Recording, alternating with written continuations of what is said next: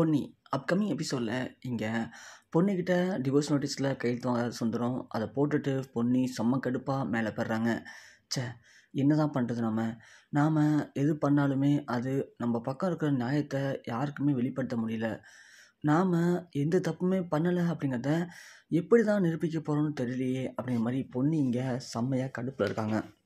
ஒரு பக்கம் பொன்னிக்கு கடுப்பாக இருந்தாலும் ஒரு பக்கம் பொன்னி எல்லாருமே தப்பு பண்ணிட்டு நம்மளை போய் ப்ளேம் பண்ணுறாங்களே அப்படிங்கிற ஒரு ஆத்திரமும் அவளுக்கு அதிகமாக இருக்குது. இது ஒரு பக்கம் இருக்க, இன்னொரு பக்கம் இங்கே சக்தி என்ன பண்ணுறது அப்படின்னு யோசிச்சுட்ருக்காரு. சக்தி ஒன்று பொன்னிகிட்ட போய் பேசலாமான்னு நினைக்கிறாரு. சரின்னு சொல்லிட்டு மேலே போய் பேசுகிறாரு. ஆனால் பொன்னிக்கும் சக்திக்கும் எப்போதும் போல் சண்டை தான் வருது. சக்தி ஒன்று இந்த டைம் ரொம்பவுமே ஆக்ரோஷப்பட்டு கீழே வந்துடுறாரு. அப்போதைக்கு சந்திரசேகர், என்ன சக்தி ரொம்ப கோபமாக வரேன், என்னடா ஆச்சு அப்படின்னு கேட்க, என்னப்பா இந்த பொன்னிக்கு நான் சப்போர்ட் பண்ணி தான் பேசுகிறேன், இப்போ கூட மேலே போயிட்டு ஏன் டிவோர்ஸ் நோட்டீஸில் கையெழுத்து போடுறேன்னு கேட்டால் அவள் என்ன வந்து பார்த்தோன்னா பதில் பேசுகிறா. நீ பார்த்துட்டு அமைதியாக இருந்த, கிழிச்சு போட்டுக்க வேண்டியதானே அப்படின்னு சொல்லி திரும்ப திரும்ப அவள் என் மேலே தான் குறை சொல்கிறா. என்னப்பா அப்படின்னா என்னப்பா அதை பண்ணுறது அப்படிங்கிற மாதிரி சக்தி பேச ஒன்று சந்திரசேகர் சொல்கிறாரு, அவள் சொல்கிறது என்ன தப்பு இருக்குது அப்படின்னு கேட்க, என்னப்பா நீங்களுமா? ஆமாண்டா, இது உன் வாழ்க்கை நீ தான் டிசைட் பண்ணணும். அதை டிசைட் பண்ணுறதுக்கு நானோ உங்கள் அம்மாவோ உங்கள் மாமாவோ இல்லையே உங்கள் அண்ணனோ கிடையாது. அப்படி இருக்கும்போது உங்கள் மாமங்காரன் ஒரு நோட்டீஸை கொடுத்து இதை கையெழுத்து போடு, இது டிவோர்ஸ் நோட்டீஸ்னு சொல்லி கொடுக்கும்போது நீ என்ன பண்ணியிருக்கணும்? நீ ஏன் அமைதியாக இருக்க? நீ அந்த டைமிங்கில் உலகமே எதிர்த்தாலும் எனக்கு என் பொண்டாட்டி மேலே நம்பிக்கை இருக்குது, அவள் எந்த தப்புமே பண்ணியிருக்க மாட்டான்னு சொல்லி அதை கிழிச்சு போட்டு அங்கேயே அவளுக்காக நின்று இருக்கணும்டா. ஒரு பொண்டாட்டி புருஷனுக்காக இப்படி பண்ணும்போது அதே மாதிரி புருஷன் பொண்டாட்டிக்காக பண்ணணும்னு எதிர்பார்க்கறது தப்பு இல்லையே. அவள் உங்ககிட்ட எதிர்பார்க்கறது அது ஒன்று மட்டும்தான். பிரச்சனை வரும்போது நீ என் கூட இருப்பேன்னு நினைக்கிறா, ஆனால் நீ நிற்க மாட்ற, அதுதான் அவளுக்கு பிரச்சனையே அப்படின்னு சொல்ல சக்தியால் இங்கே ஒன்றுமே பதில் பேச முடியல. அமைதியாக இருக்காரு. சரின்னு சொல்லிட்டு போயிட்டு பொன்னி கிளம்பி வெளில போகிறாங்க. சக்தியும் கிளம்பி வெளில போகிறாரு. அப்போ அதுக்கு பிரீத்தி கேட்குறாங்க, சக்தி எங்கே கிளம்பிட்ட, ஆஃபீஸ்க்கா அப்படின்னு கேட்க, ஆஃபீஸ்க்கெலாம் இல்லை, கொஞ்சம் வேலையை வெளில போகிறேன் அப்படின்னு சொல்கிறாங்க. ஜெயா ஒன்று, என்ன வேலையாட வெளியே போகிற, என்ன வேலை இருக்குது உனக்கு, ஏன் ஆஃபீஸ் போகலான்னு இருக்குது அப்படின்னு கேட்க, இங்கே சக்தி எதுவுமே பேசாமல் அமைதியாக இருக்காரு. பொன்னி போகிறத பார்க்காரு. பார்த்த உடனே சக்தி இங்கே வா அப்படின்னு சொல்லி ஜெயா கூப்பிட, சக்தி காதலியை வாங்கிக்கல எனக்கான்னு போகிறாரு. உடனே ஜெயா ரொம்பவே கடுப்பாகிறாங்க. என்ன இவன் நான் மட்டும் கூப்பிட்டுருக்கேன், அவன் பாட்டே போயிட்டுருக்கான் அப்படின்னு சொல்ல, பவானி வந்து விடுமா, அவன் அந்த டிவோர்ஸ் நோட்டீஸில் பொன்னிகிட்ட கையெழுத்து வாங்கிட்டோம்ல அந்த கோவத்தில் இருப்பான், விடுங்க பார்த்துக்கலாம், எங்கே போயிட்ட போகிறான், எங்கே சுற்றி எங்கே வந்தாலும் திரும்ப அவன் நம்மள்ட்ட வந்து நின்னாகணும், பார்த்துக்கலாம் விடுங்க அப்படின்னு சொல்லி இந்த இடத்துல பவானி சொல்கிறாங்க. இருந்தாலும் ஜெயாவுக்கு ரொம்ப கடுப்பாகுது.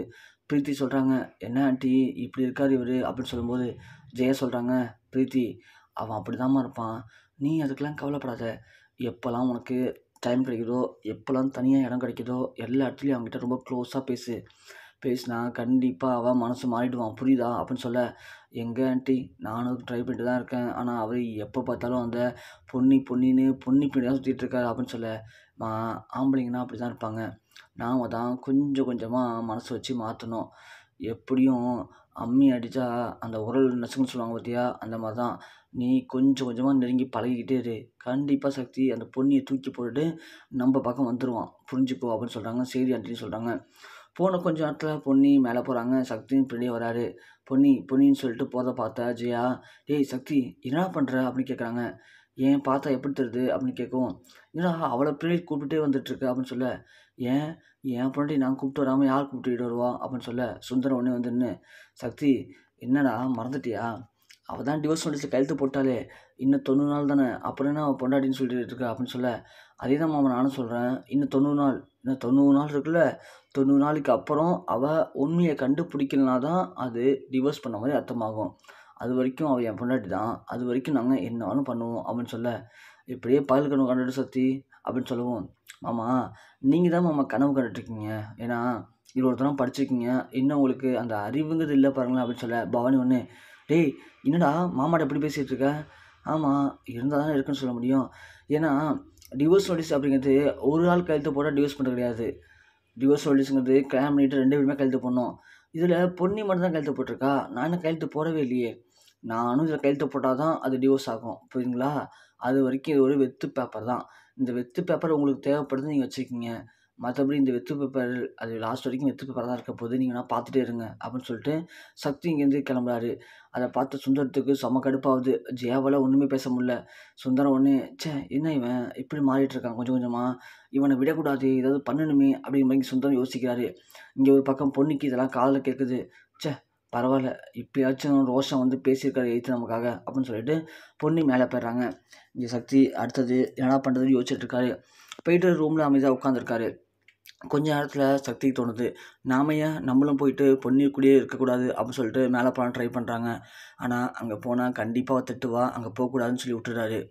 இங்கே சக்தி என்ன பண்ண தெரியாமல் யோசிச்சுட்டு இருக்கும்போது இங்கே சுந்தரம் ஒரு பக்கம் செம்ம டென்ஷனாக வராரு. இந்த சக்திகிட்ட ஏதாவது ஒன்று பண்ணி இந்த பேப்பரில் கையெழுத்து வாங்கி ஆகணும். ஏன்னா அவன் ரொம்ப தெளிவாக இருக்கான் இப்போதைக்கு. பொன்னி மேலே இருக்கிற அந்த காதல்னால இவன் அடுத்தடுத்து என்ன வேணும் பண்ணுவான். இப்போயே அவன் இப்படி பேசுகிறான், இது மாதிரி நான் கையெழுத்து போட்டால் தானே அது டிவோர்ஸ் ஆகும், நான் போட மாட்டேன் அப்படின்னு சொல்லிட்டு இவன் என்ன பண்ணி எப்படி இவன்கிட்ட கையெழுத்து வாங்குறது அப்படிங்கிற மாதிரி இங்கே யோசிக்கிறார் சுந்தரம். யோசிக்கும்போது சரி ஓகே, நாம் ஒரு டூப்ளிகேட்டாக ஏதாவது ஒரு டாக்குமெண்ட் ரெடி பண்ணுவோம் ஆஃபீஸ்னு சொல்லி. அப்படி ரெடி பண்ணும்போது அதுக்கு இடையில இந்த பேப்பரை வச்சு நம்ம சைன் வாங்கிட்டோம் அப்படின்னா அப்போ இவன் என்ன பண்ண முடியும், இவன் சைன் போட்ட மாதிரி தானே அர்த்தம். அப்போது கண்டிப்பாக இவனுக்கும் பொண்ணுக்கும் நம்ம டிவோர்ஸ் பண்ணி விட்டுறலாம் அப்படிங்கிற மாதிரி இங்கே சுந்தரம் யோசிக்கிறாரு.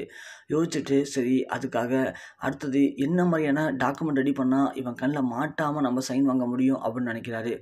நினச்சிட்டு போயிட்டு ஒரு அக்ரிமெண்ட் ஒன்று ரெடி பண்ணுறாரு. ரெடி பண்ணிவிட்டு வராரு. அடுத்து வந்து சக்தியை கூப்பிட்றாரு. சக்தி எங்கே இருக்கான்னு தெரியலன்னு சொல்லிட்டு ரூமுக்கே போகிறாரு. ரூமுக்கு போனோடனே சக்தியை பார்த்து சுந்தரம், சக்தி உன்ட்ட ஒரு கொஞ்சம் பேசணும் அப்படின்னு சொல்லுங்கம்மா என்ன பேசணும் அப்படின்னு கேட்குறாரு. இதே சக்தி, இது மாதிரி ஒரு முக்கியமான ஒரு ஆர்டர் ஒன்று வந்திருக்கு, எனக்கு தெரிஞ்ச கம்பெனிலேருந்து கொடுத்துருக்காங்க, அதான் அந்த ஆர்டர் கொஞ்சம் கொட்டேஷனில் நீ இது பண்ணினா கொஞ்சம் நல்லா வேல்யூ போகும் அப்படின்னு சொல்கிறாங்க. ஆமா எனக்கு இப்போ அதெல்லாம் விருப்பம் இல்லை, நீங்கள் வந்து பிரீத்திட்ட காட்டுங்க அம்மாட்ட காட்டுங்கன்னு சொல்ல. என்ன மாப்பிள்ளை சொல்கிற, நான் சொல்கிறது கேளு, நீ ரொம்ப அப்செட்டாக இருக்க, அப்படி பேசாத. ஆல்ரெடி ஆன்ட்டி ஒரு மேலே கோவமாக இருக்காங்க, பிஸ்னஸ் சரியாக பார்க்கலன்னு சொல்லிட்டு. அதுக்காக தான் நல்ல ஆர்டர் எடுத்து வந்திருக்கேன். இந்த ஆர்டர் நீ கையெழுத்து போட்டனா ஆட்டோமேட்டிக்காக மூவ் ஆக போகுது.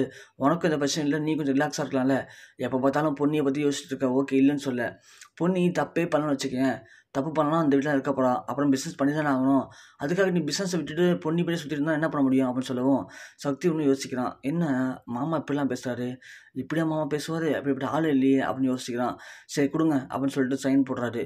சைன் போட்டுட்டே இருக்கும்போது திடீர்னு ஒரு 4 பேப்பருக்கு மேலே அந்த டாக்குமெண்ட் வச்சுருக்காரு. 4 பேப்பருக்கு கீழே அந்த டிவோர்ஸ் நோட்டீஸ், அப்புறம் ஒரு 4 பேப்பர் வச்சுருக்காங்க. அப்படி வச்சு ஒன்றா சைன் போட்டுருக்கும்போது அந்த பக்கம் பொன்னி வராங்க. பொன்னி வரும்போது ஃபேன் ஓடாமல் இருக்கேன்னு சொல்லிட்டு டக்குன்னு ஃபேனை சுவிட்சை போட்டு போகிறாங்க.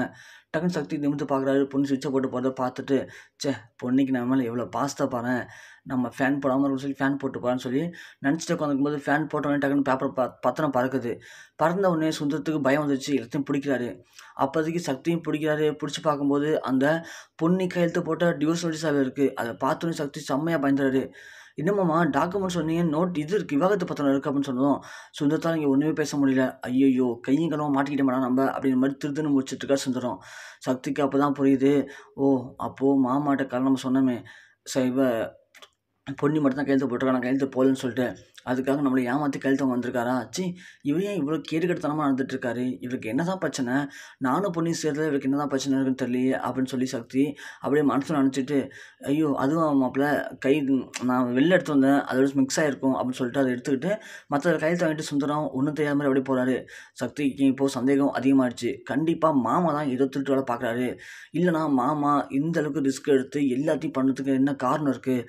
சரி மாமாவை இன்றைக்கி கண்டிப்பாக வாட்ச் பண்ணுவோம், மாமா ஒரு 2-3 நாளைக்கு வாட்ச் பண்ணாலே கண்டிப்பாக இந்த எல்லா பிரச்சனைக்கும் ஒரு தீர்வு கிடச்சிரும் அப்படிங்கிற மாதிரி சக்தி முடிவு பண்ணி சுந்தரத்தை ஃபாலோ பண்ண ஆரம்பிக்கிறாரு. கண்டிப்பாக சுந்தரம் சக்தியோட சிக்குவாரா, சக்தியோட சிக்கி சுந்தரத்துடைய எல்லா மோத்தரையும் சக்தி கிழிச்சிட்டு பொண்ணு கூட ஒன்று சேர்ந்து வாழ்வாரா அப்படின்றத கண்டிப்பாக அப்கமிங் எபிசோடில் பார்க்கலாம்.